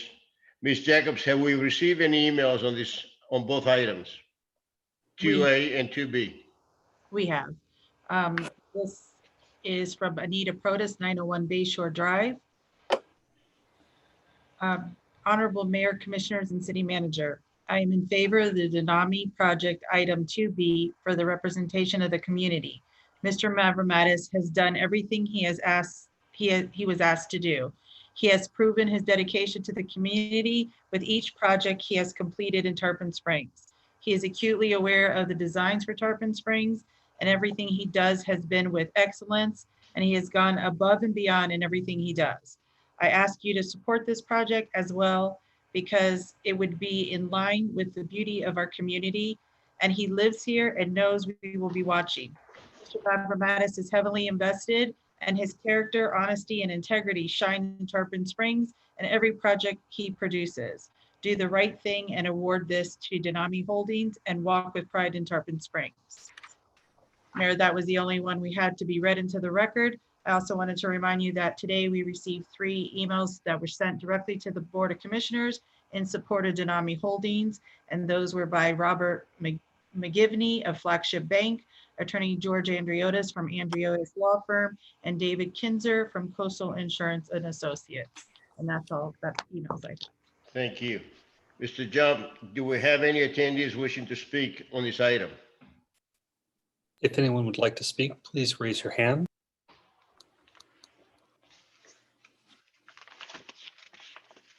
We have no raised hands at this time. Thank you. We're now going to the item number 4, which is the board discussion of the application. I'd like to thank both applicants for their time and for the interest to develop our CRA property at 144 East Tarpon Avenue. For the record, I'd like to declare that Mr. Mavromatis spoke to me about that being interesting, that he wanted to develop this property several months ago. He also sent a letter of intent, which is attached to the package. This property, as we know, based on Pinellas County property appraiser, the market value is $240,000, but both applications are consistent with the special area plan. And I'd like to repeat and emphasize about our city vision. Commissioner Terrapini also mentioned that earlier, that our city vision is for this property to have a structure of mixed uses with commercial on the first floor and residential on the second floor and third floor. Of course, third floor is conditional use. So we have a process that he needs to go through. With that, I'd like to thank both applicants, and I'd like to say that I have a few questions that I'd like to ask our staff. I'd like to ask Mrs. McNeese, Mr. Licouris. The building floor area, the floor area ratio, it must be 1.25. Can you really explain that? What kind of effect is going to have to this building, to this property? The floor, this is Pat McNeese, Acting Director, Planning and Zoning. The floor area ratio cap right now in this transit, which is T5B, is 1.25. So to explain that to the people, that kind of means that what the area of the lot is, you can have about 125% of the floor of the area in the building. So we've estimated the floor areas for both of these proposals based on a very conceptual presentation.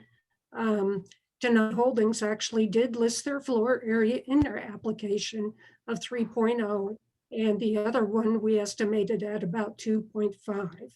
So both are over the current cap of the transect that they're in. So staff would be looking at bringing along with whichever proposal is chosen, bringing some adjustments to the board to kind of work with the applicant and work with the board on what you want to do with that transect. Is this something that is negotiable? with the applicant? Yes. Okay, thank you. The maximum density for the T5B transit is 22 units per acre with a density transfer. I thought Commissioner Vatiquiotis touched on that a little bit. The dynamic holdings application is way above that. Can you explain to the audience exactly how does work, how density transfer works?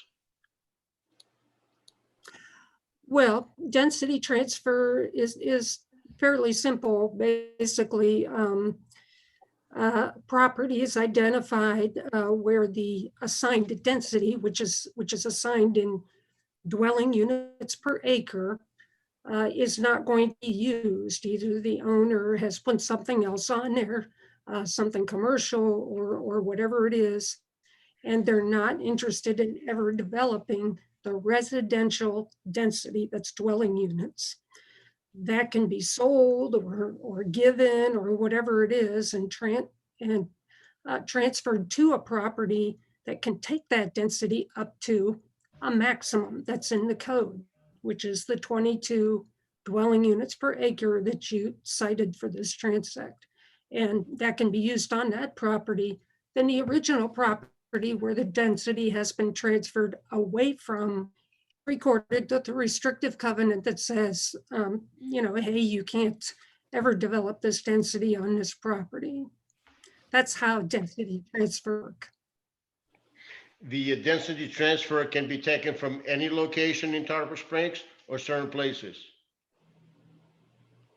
It should be within the transect or the special area plan, but we can look at the code and get with the successful project and look at what we can do.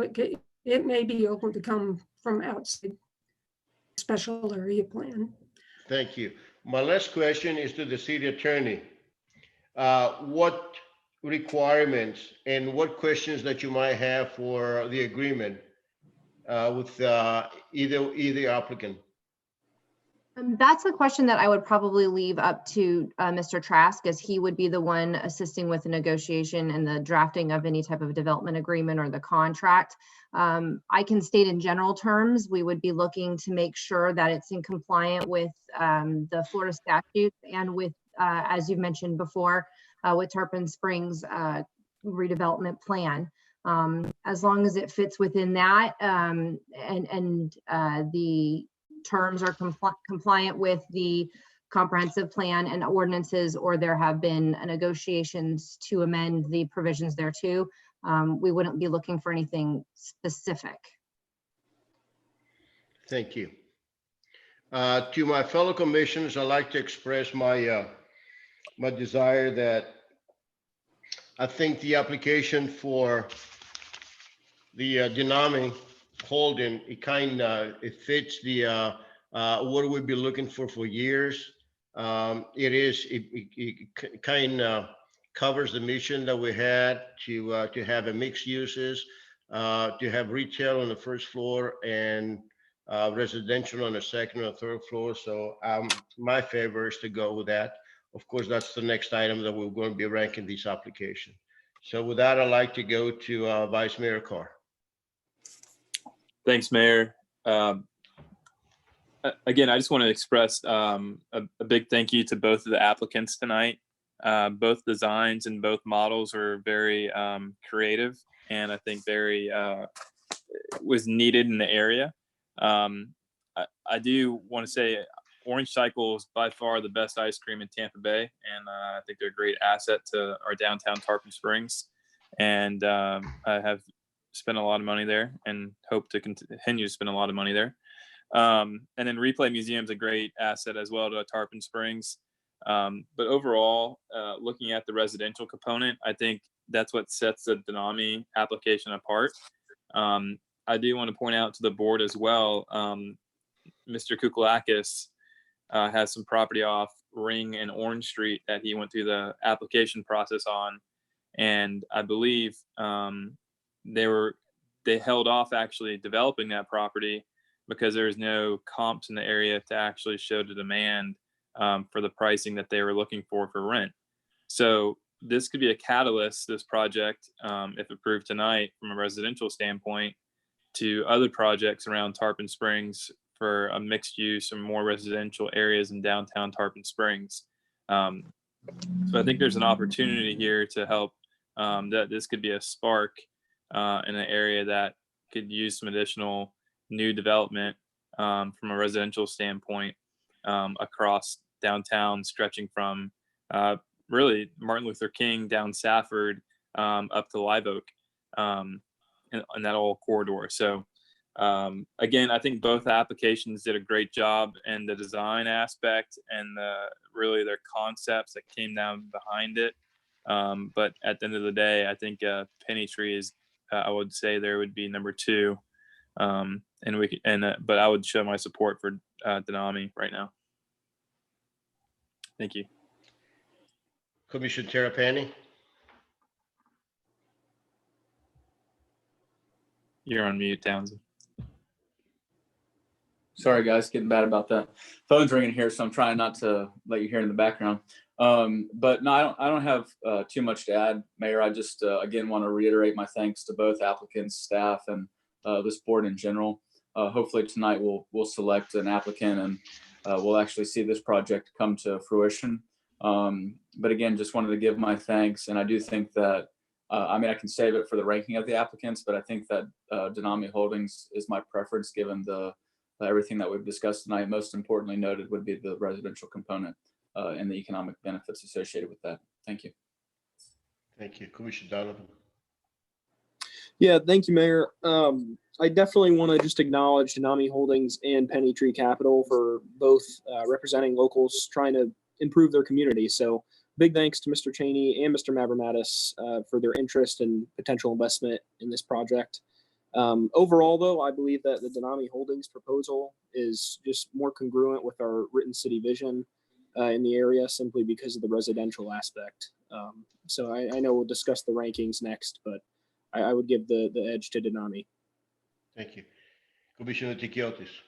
Thank you, Mayor. I also wish to thank both applicants, not just for their time. I know what the cost of putting these packages are, so I'm very grateful that they're willing to put those resources in place without knowing the outcome. I think I'm pretty transparent. I've gone through the comprehensive plan, the special area plan, the downtown redevelopment plan, and they all speak of a mixed use with residential components. So that sold me right away. I'm hoping that some of these other concepts that Mr. Cheney put out this evening would be used at some other locations. I'm not saying that they aren't needed, but for the purpose of what we're looking at with the property that the CRA owns, I think we have to follow what the published guidelines are. I do have a question, and actually a couple of things, Mayor, but just one simple one first. For City Manager LaCourse, it's actually aimed at Mrs. McNeese, I believe, and it has to do with the floor area ratio. The transect calls for the maximum of 1.25, but in the special area plan for properties facing Tarpon Avenue between Ring and Pinellas, the maximum is 2.0.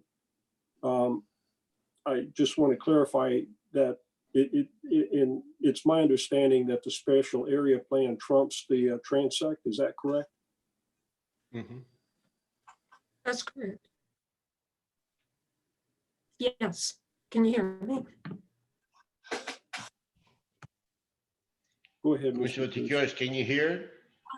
She answered. Yeah. I can hear. I can't hear me. Yeah, that's correct.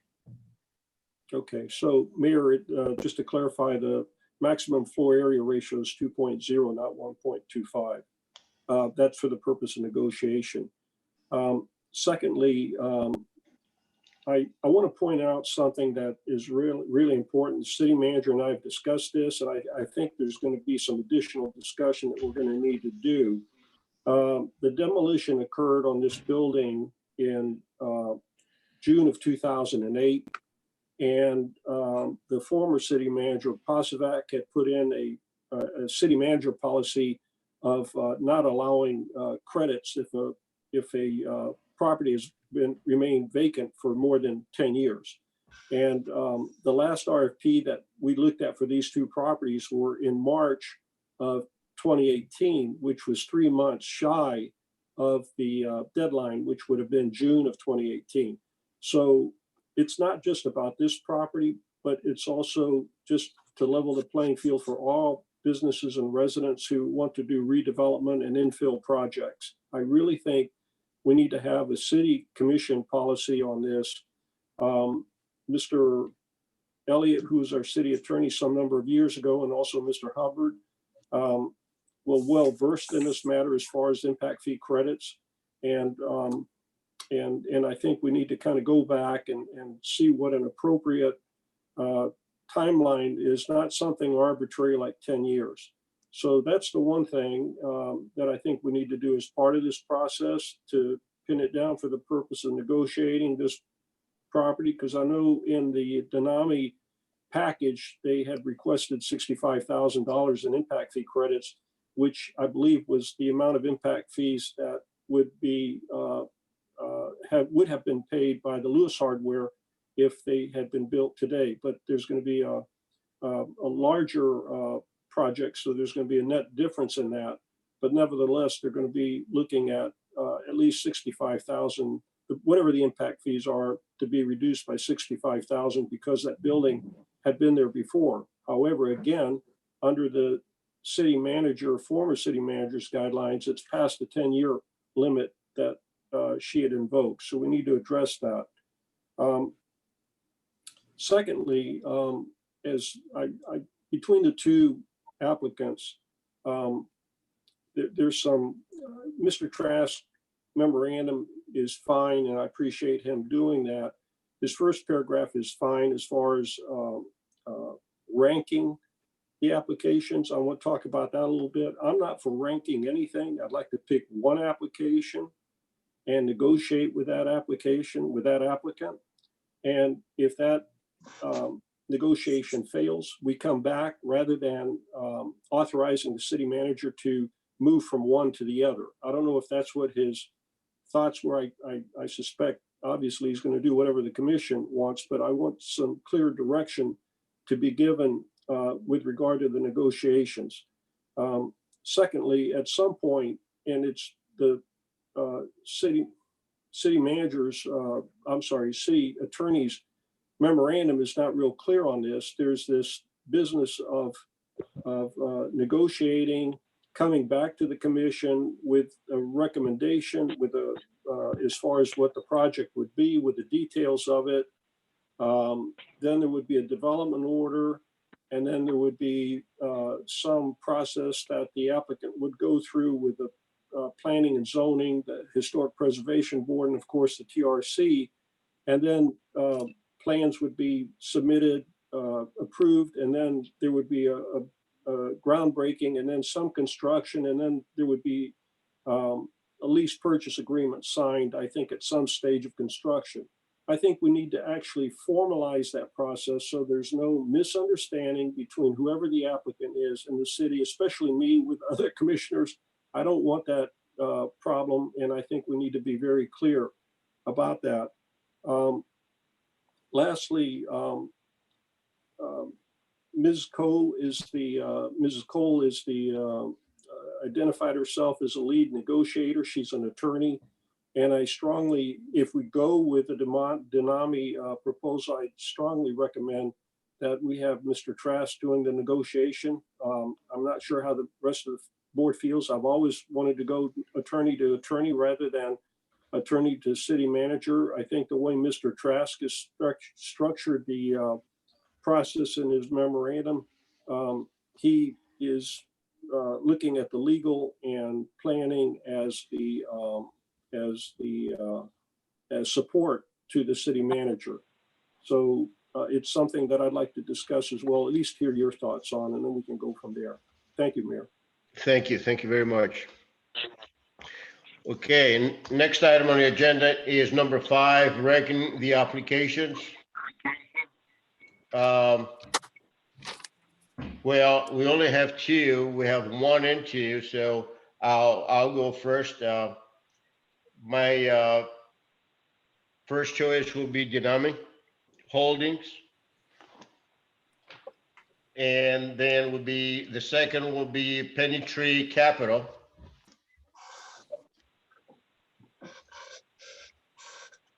Vice Mayor Carr? Mayor, I've got the same ranking as you do. Again, both applications are great, and I really appreciate both of the applicants bringing forward their best designs and ideas. Okay. Commissioner Donovan? I'm the same as well, Mayor. I'd go 1 Denami, 2 Penny Tree. Thank you. Commissioner Terrapini? Oh, skip you. Thanks, Mayor. Sorry about that. That's all right. No problem. Mayor, being that there's only 2 applicants and we all have one that we believe is superior to the other, I'm of the same opinion as Commissioner Vaticiotis that we should just pick one. I wouldn't want to pick one or rank one and then, somewhere along the negotiations of the development agreement, some wires get crossed and, we draw back and punt to the second applicant. I would rather just pick one and play the hand. So for me, I don't care to rank them, but I will select Denami Holdings. Okay. Commissioner Vaticiotis?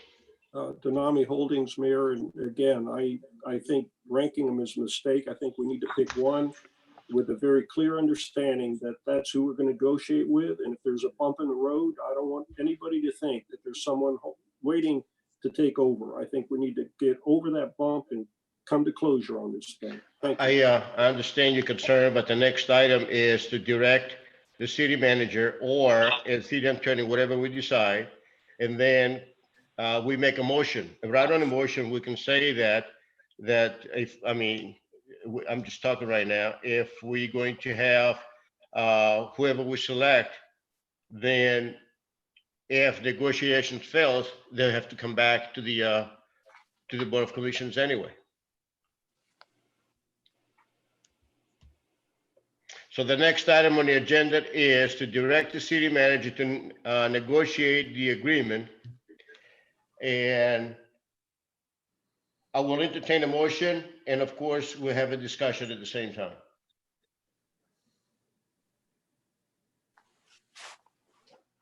I move to begin negotiating agreement with Denami Holdings, and also to identify the city attorney as the lead negotiator if Mrs. Cole's going to be the lead negotiator for Denami.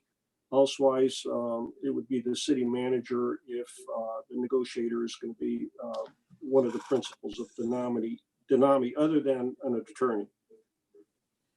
I'll second the motion. Thank you. Do we have any commission comments on that?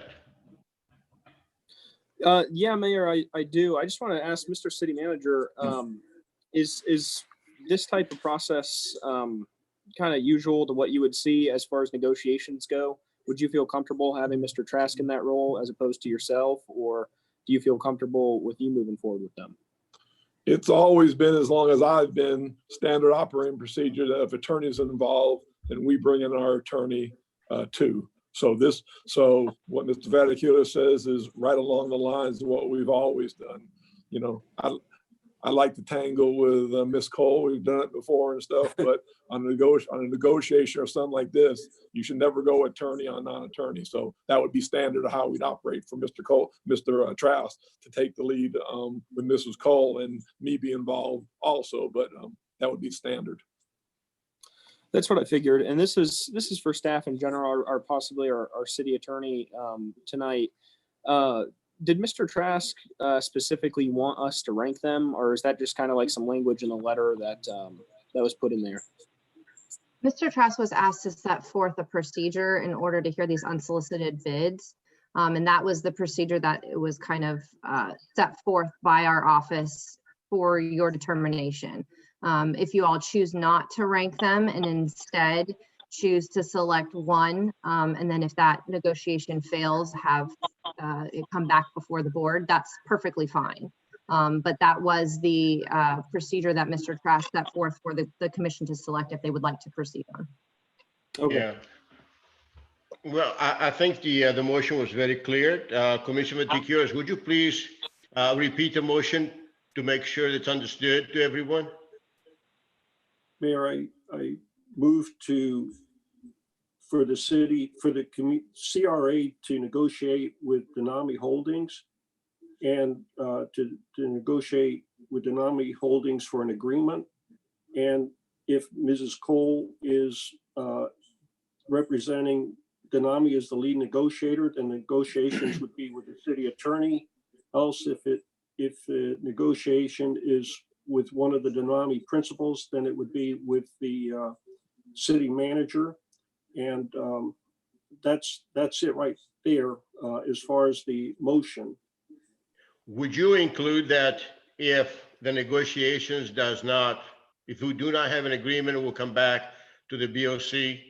Yes, Mayor, I didn't want to add that because it was a mouthful already, but that's exactly what I would like to see. Thank you. Thank you. Thank you.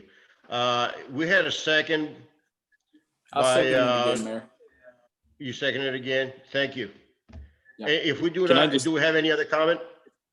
I just have a quick one. Can I do a quick clarification? I think it's just a formality, but I don't think it would come back before the BOC, would it? It would come back before the CRA board? Correct. So make sure that's on the record. Yeah. If not, roll call. Ms. Jacobs? Can you hear me? Sure. Yes. Yes. Okay. Sorry, I'm having some internet problems. Commissioner Vaticiotis, Yes. Commissioner Donovan, Yes. Commissioner Terrapini, Yes. Vice Chair Carr, Yes. Chair Alahouzes. Yes. Congratulations, Mr. Mavromatis. I don't know if you can hear us. Well, that concludes the CRA agenda, and we're going to go. Point of order. Mayor, this is Commissioner Vaticiotis. I wanted to get clarification on the impact fees that I mentioned. Can you hear me? Yes, we can hear you there. It's the impact fee discussion that I provided that we need to meet on that to establish a clear policy and also to have a formal procedure in place for Mr. Trask to follow as far as what the commission's expectations are for moving from one item to the other, as far as the agreement, the scheduling of the P&Z, the Historic Preservation Board, and other things. And that's something I discussed with the city manager as well. I'm not sure how the rest of the commission feels about it, but I'd like to minimize any loose ends that we've got in that regard. Well, Mayor. I think it will be appropriate for the city attorney and with the city manager to provide us that information. That would be fine. Yeah. But the impact fees is important, Mayor. I wouldn't overlook that. For 15, 20 years, it's been that 10-year sunset. So when people have come in on infill projects, they've been told that if a building hasn't been there for 10 years, they don't get impact fee credits. I don't particularly, as far as I'm concerned, if that's what the commission wants to continue doing, I'm fine with that. But it's based on a policy that the former city manager had put in place. I haven't been able to find that policy anywhere. And all I'm suggesting is that because this is past the 10 years, this particular property is past the 10-year time frame, technically they would not be due any impact fee credits. So I don't have an issue at all with providing the impact fee credits that were there from the Lewis Hardware. But I'd like for the commission to establish a policy formally so there's no confusion about that in the future, and that if the commission wishes, and I don't think there's any objection on the part of the commission, wishes to throw those impact fee credits into the ante on this project, I don't have an issue with that, but I think we need to formalize that because as of right now, that informal policy won't allow us to do that. My opinion is to leave it to the city attorney to work it out with the city manager and will come back to us. Vice Mayor Carr, you wanted to say something and you got interrupted. Yeah, I just want to chime in. I feel that the board just approved the city attorney and the city manager to go move forward with negotiations. Regardless if that's part of the policy or not, I feel that it's part of the negotiations that the city staff has in negotiation, and it's part of the offer that the NAMI has made as part of their offer. So I don't feel that the board would need to have some type of meeting before negotiations were to start. I would like to see this go as quickly as we can to get the ball rolling and break ground on this project. From the standpoint, though, is I would be happy to discuss it at a later point. I think sunsetting any impact fees that have already been on a property greater than 10 years is a thing that I think it's taking an incentive away from the city to actually provide to a developer and provide even to a residential standpoint too. So I would be in favor of discussing it, but in this project, I think it's best to go ahead and ask the city attorney and city manager to move forward with the negotiations. At the end of the day, I would support it still, the reduction in fees just to try to get the incentive portion of it for the project to move forward. Any other comments? I have one, Mayor. Commissioner Tarpon. Thank you. Yeah, just to touch on it. I mean, I would agree that as an economic incentive, that in properties where a demolition has occurred and it's been greater than 10 years, that's certainly something that I think the city should maybe update their policy as it relates to impact fee credits. My experience with that particular part of the code is that the city manager or his designee can make that call on a case-by-case basis, even though a property would potentially have gone outside that 10-year mark. But I also think that, that's a time, the time for that discussion isn't necessarily right now, as it encompasses not just properties within the CRA, but also citywide in terms of infill lots and other properties. But it is something that I would be in favor of as it relates to the discussion. But yeah, I think we should continue to move forward with what we've agreed upon tonight and authorize the city manager and the city attorney to negotiate the development agreement to include the impact fee credits that are associated with this property. Thank you. Commissioner Donovan, do you want to comment on that? Yeah, Mayor, if I could just clarify, Commissioner Verticchiotis, are you saying that we address this at an upcoming meeting, or are you saying that we address this right now? No. What I'm getting at is at some point we need to address this because there's been a lot of effective people on infill properties. And basically, if we're going to continue doing redevelopment, we need to take a more rational approach than simply stating, well, if a property's been there longer, or if it's been gone longer than 10 years, you don't get impact fee credits. I think that's completely arbitrary, and there's some rational basis for changing that to encourage redevelopment. We don't need to do that. I'm not suggesting we do that as part of this negotiation at all. I'm simply saying to be mindful of that, and at some point we need to address that, hopefully sooner than later, and I'll leave that up to the city manager, of course, but hopefully at some point in the future, we're going to address this for the whole city. That was the basis of my comments. Okay. Okay. Thank you for the clarification. I'm good with that, Mayor. Okay. So that will not affect what we have discussed so far and the motion as well.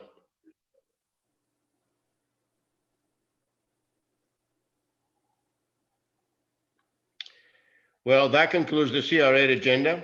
And now we go to the staff comments. I don't know if Police Chief is here. No. Okay.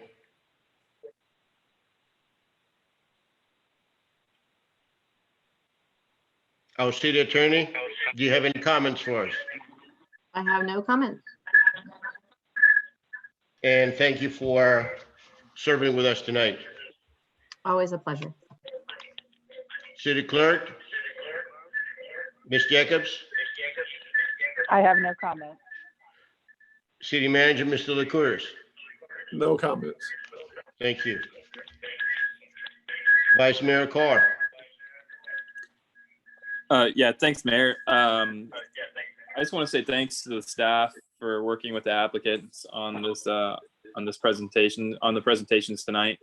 I do want to stress also that I think this is a catalyst to the area, and really it could be a spark to the area, because you've got the property off Lime Street and Ring, which I think it's Steve Germain owns, that's looking to develop some mixed use.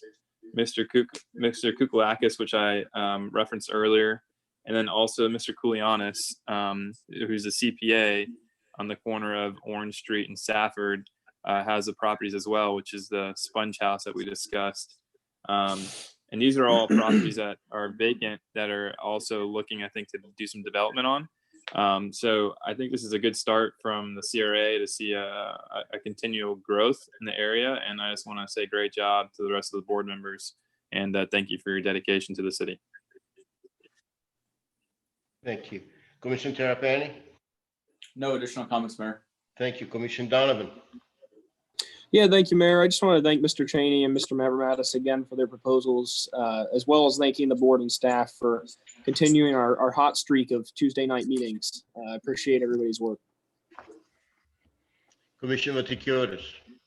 Yes, Mayor, I want to express my thanks to the City Commission. I think it was a terrific outcome based on what the city's needs are, and we've taken into account the published plans that we've spent a lot of money on, had a lot of discussion on, so we used those and came out with a great outcome. Thank you very much.